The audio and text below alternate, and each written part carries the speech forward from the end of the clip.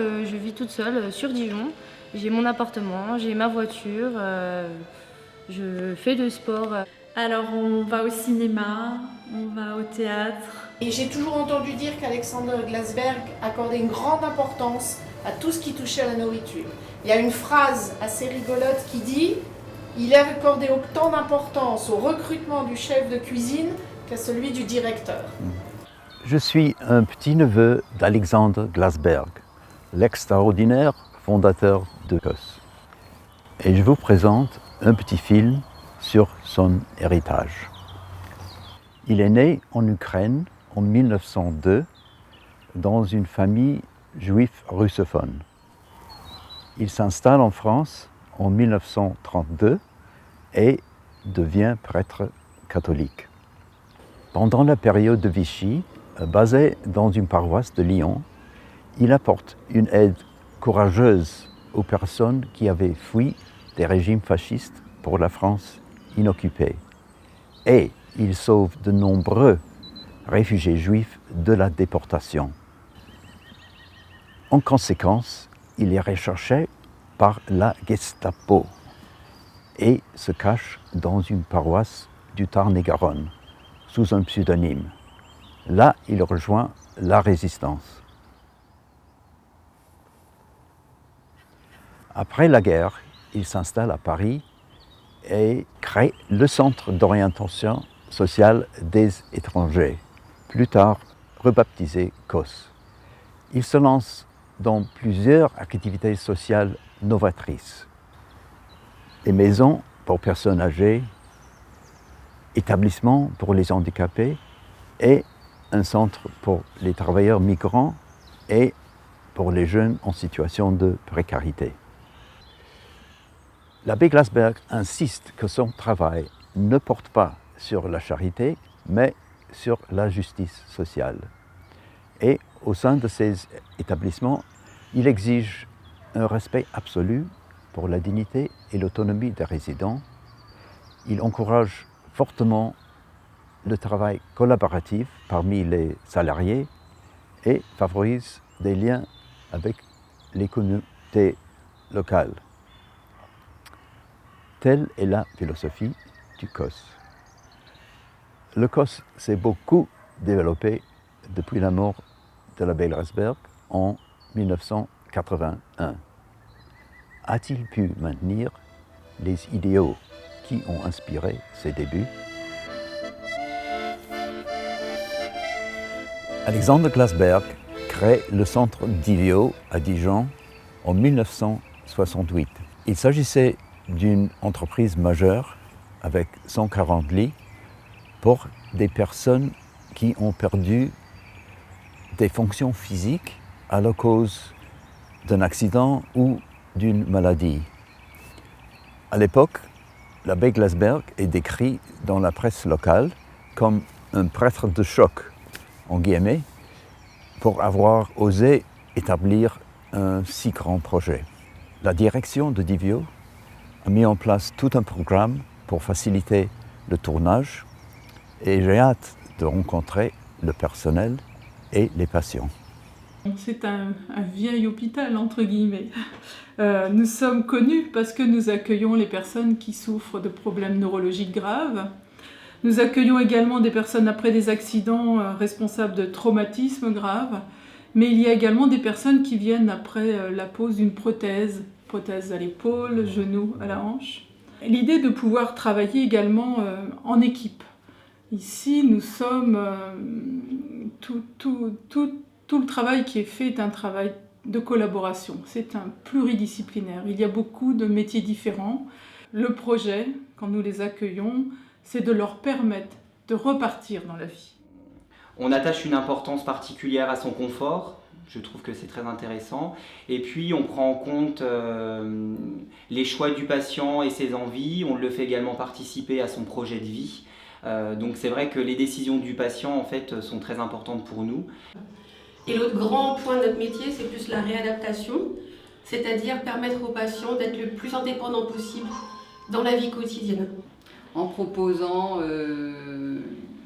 des aides pour les réadapter au domicile, parce que quand ils sont ici en hospitalisation complète, L'autonomie est facilitée dans la chambre, tout est facile, il y a des barres d'accès. La mission principale du service social est d'aider toute personne en difficulté à développer ou à retrouver son autonomie de vie. Moi je suis Séverine, je suis enseignante en activité physique adaptée au CRF d'Ivio depuis 9 ans. La particularité de notre profession en fait c'est d'utiliser l'activité physique comme outil de rééducation. De vous présenter Lucie, qui est une patiente que j'ai suivie pendant longtemps, pendant 1 an et demi. Je m'appelle Lucie, donc ancienne patiente de Divio où je suis restée 1 an et demi en rééducation suite à un accident de la route. Donc le sport avait une très grande importance dans ma vie. Donc pour moi, il m'était impossible de ne pas redécouvrir le sport et de ne pas faire de pratique sportive. Et quelle a été ta première réaction quand le médecin t'a prescrit de l'activité physique adaptée ? Je me suis demandé ce que j'allais pouvoir faire en fauteuil. Pour moi, je n'arrivais pas à m'imaginer qu'une personne en fauteuil ou handicapée puisse refaire une activité sportive quelconque. Donc grâce à Séverine, j'ai pu par la suite, après un long travail, reprendre le sport. Alors maintenant, je vis toute seule sur Dijon. J'ai mon appartement, j'ai ma voiture. Je fais du sport à haut niveau, maintenant on peut dire, parce que je fais partie de l'équipe de France de basket. Et pour l'instant, je vis de basket. Dans la rééducation, l'ergothérapeute participe au programme de rééducation qui a été établi en équipe, toujours en accord avec le patient. Il y a un côté rééducation motrice, un côté rééducation cognitive. Là, le monsieur est installé sur ce qu'on appelle l'Arméo. L'Arméo, c'est un bras articulé, c'est un dispositif qui permet de travailler justement tout ce qui est rééducation motrice et cognitive. La différence avec les exercices qu'on propose plus traditionnellement en salle, c'est vraiment le côté ludique, l'interface qui ressemble un peu à un jeu vidéo, et le côté aussi assez motivant puisqu'il y a un feedback pour le patient.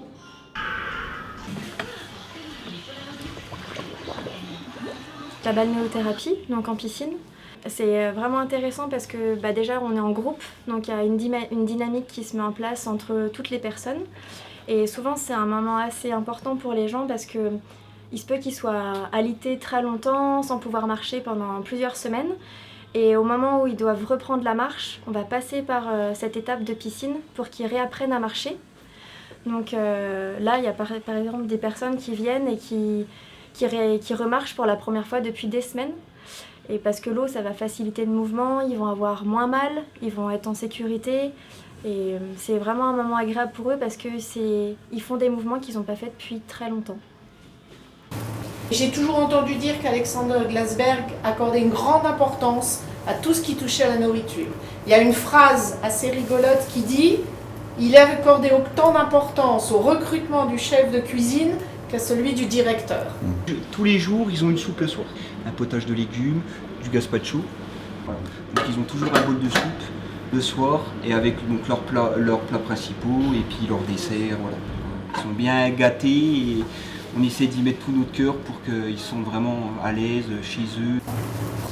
Donc le choix d'avoir autant de textures différentes et vraiment pour pouvoir répondre à l'évolution propre du patient, le rendre autonome, vraiment voilà, donc en passant par différentes étapes.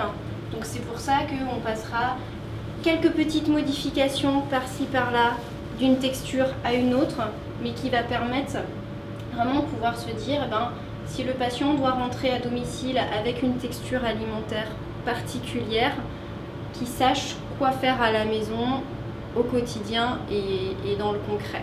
Voilà. En fait, du coup, nous prenons également en charge les troubles de la déglutition au liquide.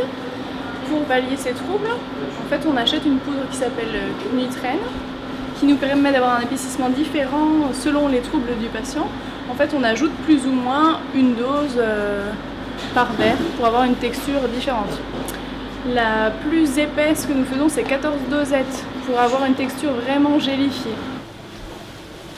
Alors donc il y a le système donc, de conditionnement donc, pour emmener les plateaux dans les chambres. Voilà. Super facile, donc là vous pouvez regarder, vous avez une carte plateau. Voilà, donc avec le nom de la personne, l'étage, le régime normal et la texture, donc diabétique. Voilà. Il y a le côté chaud et le côté froid. Le côté froid pour les entrées et dessert, et le côté chaud donc, pour le plat chaud. Ça c'est le dessert. Donc, la carte plateau elle se met toujours côté froid. Voilà. Et ensuite, ça c'est bien, donc une fois qu'il a température le chariot, voilà, donc vous avez le côté chaud, le côté froid, voilà. Les plateaux se rendent comme ça. Hop, terminé.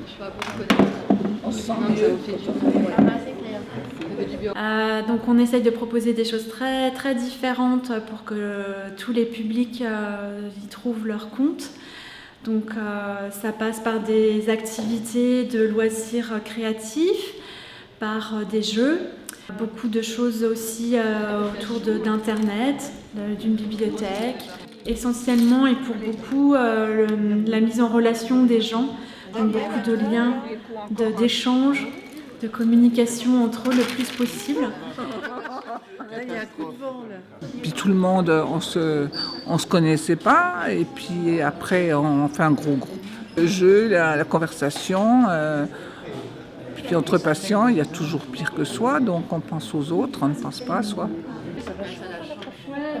On va au cinéma, on va au théâtre, parfois des concerts. À la belle saison, là, on vient de passer l'été et on est plutôt sur des pique-niques, sur des choses très conviviales où on passe du temps, mais ailleurs qu'à Divio.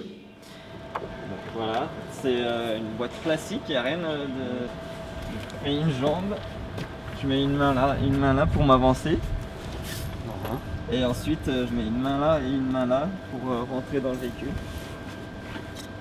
Voilà, j'en mets mes jambes, afin de ne pas le faire tomber.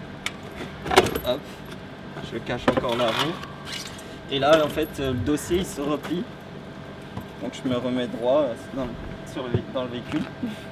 Le dossier il se replie, donc au final, là, on le fait passer entre le volant et puis moi pour le mettre côté passager. Vu que j'ai pas les abdos.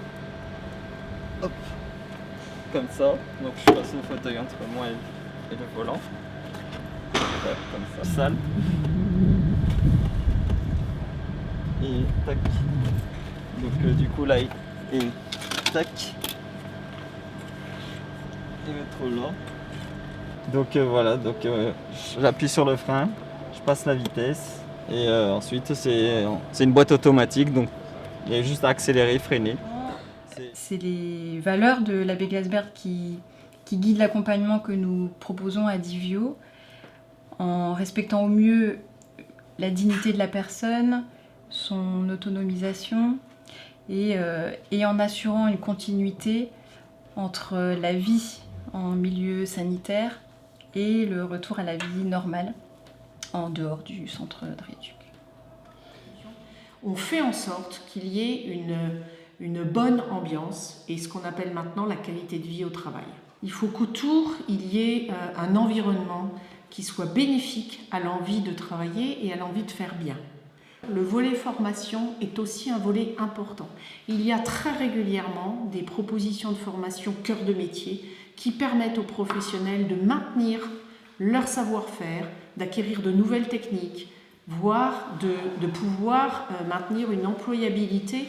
Et ça, c'est vraiment quelque chose qui existe au COS. Cette attention portée autant à la personne accueillie qu'à la personne qui va accueillir et prendre en charge le patient.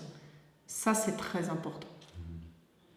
Dans la mesure où nous avons un grand projet de reconstruction de bâtiments dans un horizon de 3 à 4 ans, ce nouveau bâtiment nous amènera beaucoup plus d'atouts et d'avantages pour les patients, à savoir que ça nous permettra d'avoir effectivement beaucoup plus de chambres particulières, avec plus de confort et avec aussi des salles de bain incluant donc des douches individuelles qui permettront effectivement d'avoir une meilleure intimité pour le patient et donc le respect de la dignité du patient. On a une grosse réflexion actuellement pour réfléchir sur un nouveau concept du plateau technique, à la fois pour faciliter les flux des patients, pour intégrer aussi de nouveaux matériels plus sophistiqués et de façon à permettre une intensification effectivement de la rééducation. Mais c'est aussi une preuve de la volonté de l'association de vouloir maintenir les valeurs humanistes de la Glasberg dans la qualité de la prise en charge des patients. Si Alexandre Glasberg pouvait voir le travail de Divio aujourd'hui, il serait sans aucun doute très impressionné. Impressionné par la promotion d'une autonomie maximale, par le grand accent sur le travail d'équipe, par le soutien au développement professionnel du personnel et non les moindres, le grand soin apporté à la nourriture. En même temps, le centre ne s'arrête pas, s'étant lancé dans la création d'un nouveau centre afin de rester à la pointe.